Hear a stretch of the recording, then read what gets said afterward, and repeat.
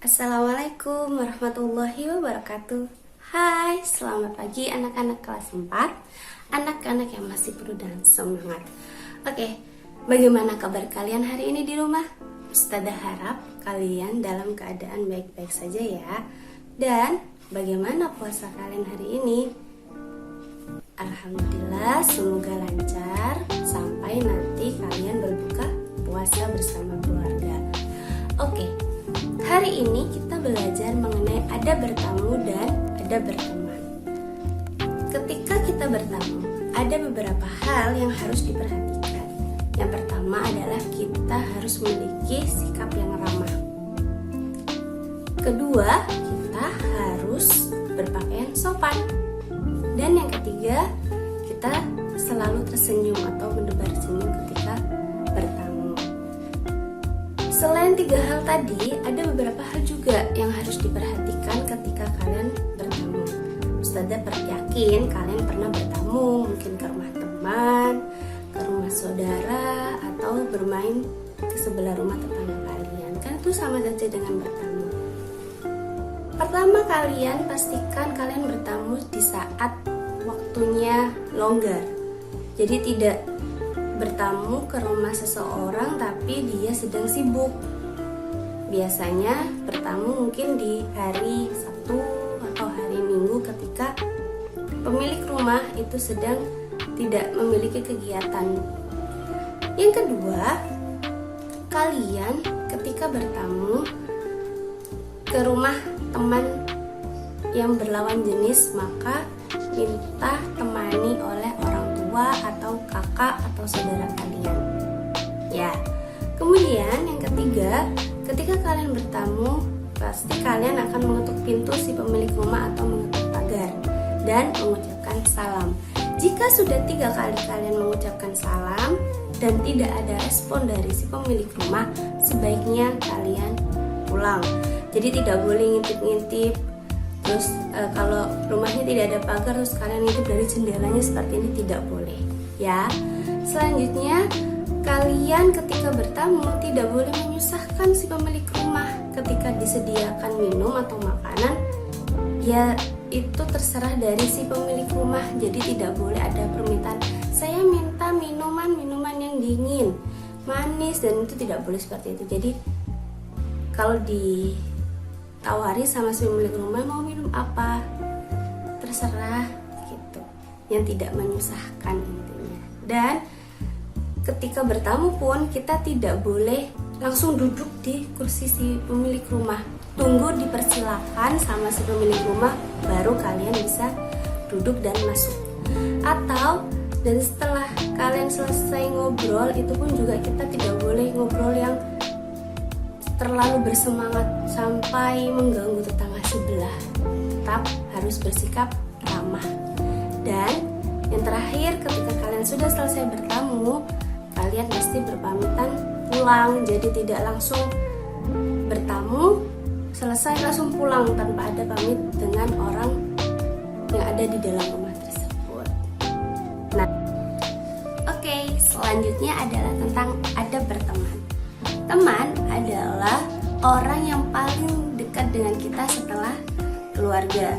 Jadi ketika berteman kita harus memiliki tata cara atau adab sehingga kita tidak bertengkar atau berselisih dengan teman kita. Apa saja adab ketika berteman? Yang pertama, kalian hindari perselisihan atau pertengkaran dengan teman kalian. Kalau terjadi perselisihan atau pertengkaran, kalian segera meminta maaf kepada teman. Jadi tidak boleh kalian bermusuhan terus lama. Ya sudah, kalau kamu nggak mau berteman ya sudah, ditinggalkan. Tidak boleh. Sebagai anak yang hebat, anak muslim yang hebat, harus segera minta maaf jika melakukan kesalahan. Begitupun juga ketika teman kita melakukan kesalahan dan dia sudah minta maaf, kita harus memaafkan kesalahan teman. Jadi tidak boleh, enggak, aku nggak mau memaafkan kamu, aku nggak mau bolos sama kamu lagi, nggak boleh. Jadi kalau sudah minta maaf ya dimaafkan, terus bisa berteman kembali ya. Selain itu, Adab berteman selanjutnya adalah saling mengingatkan untuk berbuat baik. Jadi kalau mungkin ada temannya yang melakukan kesalahan, segera dinasehati. Tapi ingat, ketika menasehati pun juga tidak boleh semena-mena, atau karena teman ya sudah langsung dimarahi di depan orang banyak, tidak boleh. Harus dinasehati yang dengan bahasa yang baik dan sopan supaya teman yang diingatkan tidak sakit hati. Nah, ketika kita sudah belajar mengenai adab bertamu ataupun dengan adab berteman, kita bisa meneladani salah satu sahabat Rasulullah, yaitu Abu Bakar As-Siddiq. Abu Bakar ini merupakan sahabat Nabi yang pertama kali mempercayai mengenai kerasulan atau risalah Nabi Muhammad. Jadi salah satu sahabat yang pertama kali percaya mengenai kerasulan Nabi Muhammad.